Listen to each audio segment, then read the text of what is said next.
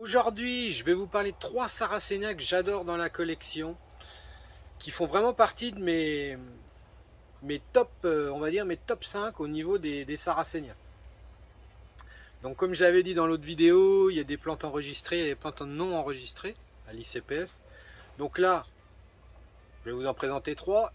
Il n'y en a qu'une qui est enregistrée à l'ICPS. Mais comme je disais avant, ça n'empêche pas d'avoir les plantes de façon exceptionnelle dans la collection.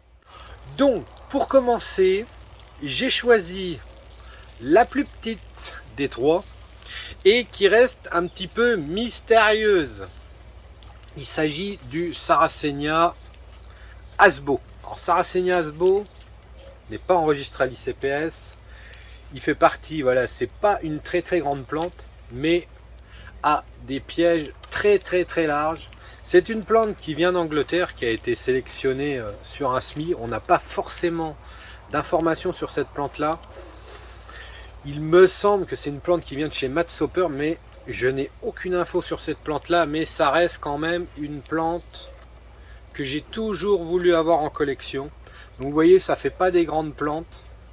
Je pense que là, ça doit être sa taille un peu maximum. On dirait un peu du Castebae. Donc ça laisse à réfléchir. Donc une tache très sombre, voilà, comme vous voyez au fond, et plus le temps va passer, plus elle va foncer. Donc le piège va devenir un rouge assez foncé avec l'urne qui vieillit. Il y a des Sarracenia, c'est comme ça.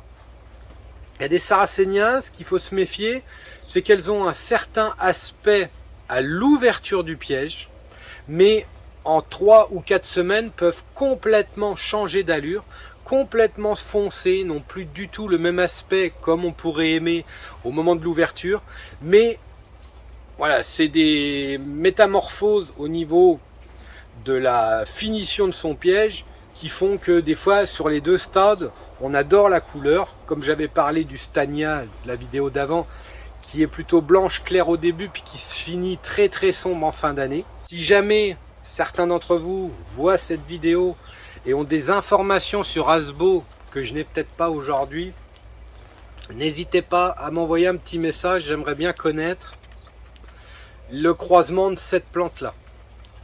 Donc pour continuer, on va continuer maintenant avec celle qui est enregistrée à l'ICPS, que un très grand nombre connaissent d'entre vous. Je vais vous parler de l'Atlas 5. Alors l'Atlas 5 fait partie vraiment des plantes pour moi qui fait vraiment partie de mon top 3.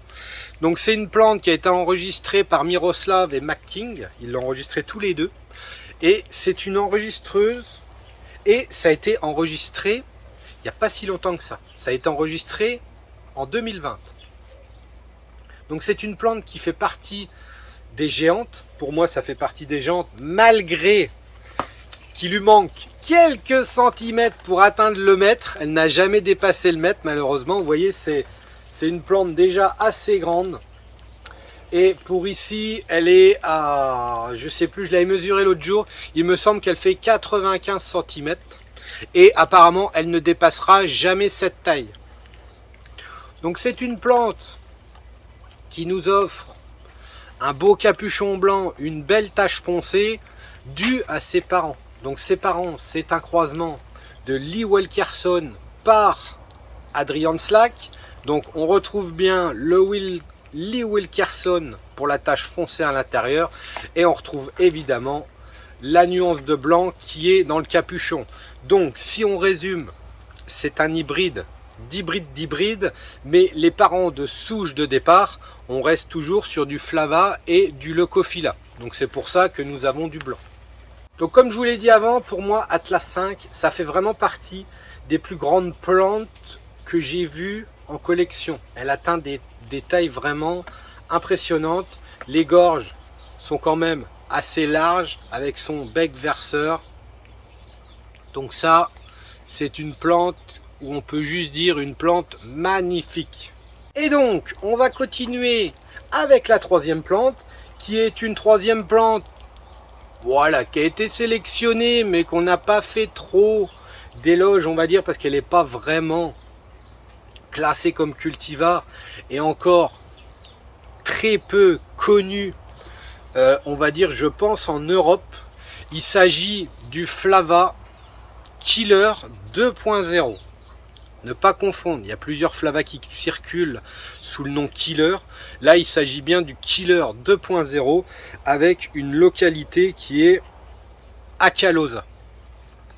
Donc, une tache très impressionnante sous le capuchon qui devient, à mon avis, avec l'âge, il va encore s'intensifier un peu plus. Donc, il a été classé comme Flava. Donc, c'est une plante qui vient de chez Makwang. C'est lui qui a sélectionné cette plante-là. Pour moi, ce n'est pas du tout un Flava. Le capuchon ne fait pas assez à l'arrière, pour moi, sa forme de cœur. Et j'ai discuté avec Makwang parce que j'ai cette plante maintenant depuis 2 ans. Et c'est une plante qui nous refait des super beaux pièges à l'automne. Ce qui est pas du tout normal dans le règne des Flavas. Le règne des Flavas, on sait que les Flavas, ça fait des belles urnes au printemps uniquement. Donc, j'en ai discuté longuement avec lui pour finalement qu'il me dise que c'était un semis sélectionné, mais sur des graines OP. Donc, il me semble de souvenir que c'était sur un Rubricorpora qui était dans sa pépinière. Il avait ramassé des graines. Mais les fleurs n'ont pas été protégées. Donc c'est forcément recroisé avec autre chose. J'en suis quasiment sûr.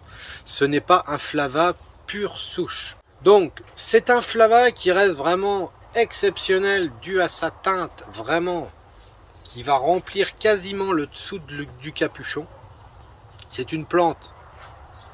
Je vais commencer à voir les messages.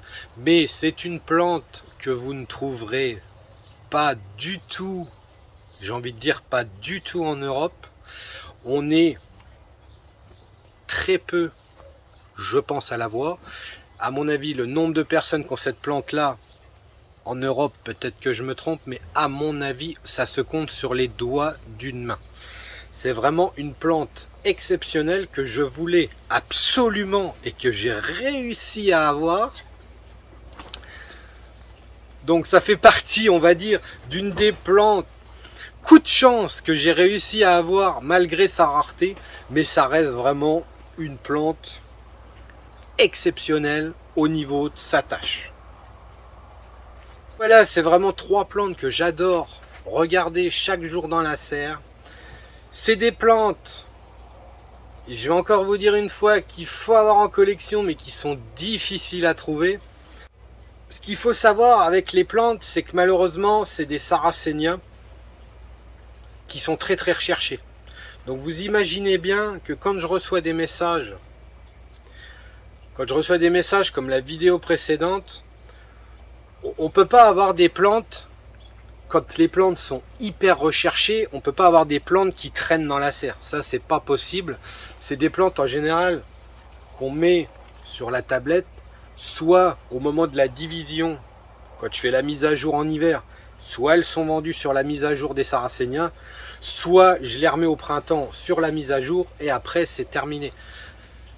On ne peut pas garder, comme des fois je reçois des messages, on ne peut pas garder des plantes dans le coin de la serre. Le but, que ce soit tout producteur de plantes carnivores, le but reste quand même de pouvoir proposer le plus possible, que le plus de personnes puissent avoir les plantes dans leur collection. Le but est quand même de vous les proposer dès que c'est possible.